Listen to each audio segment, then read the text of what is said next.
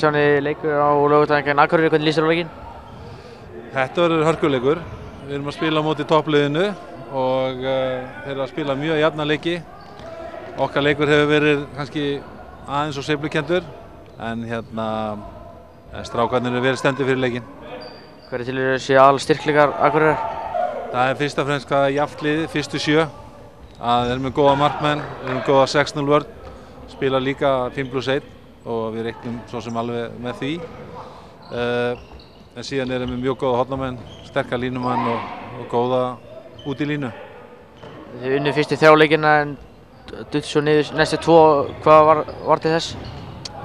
Ég held að leikur á móti Háka kom okkur óvart 5+1 vörðin og við náðum ekki að leysa það en framleikunum var ekki nógu góður okkar hálfu, spiluðum illa bæði vörð og svo en líka hafa þessi lið sýnt að þetta eru hörkulið.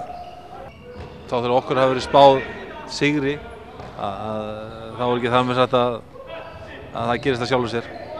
Hvað heldur þér að sérstaklega sem var að sjá Akureyri á Laugardaginn? Það er fyrst og fremst hraðaflum þeirra.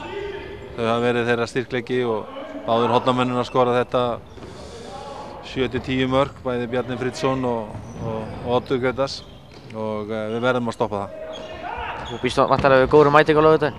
Já, ég reikna fastlega með því og ég vona að verði flott stemning og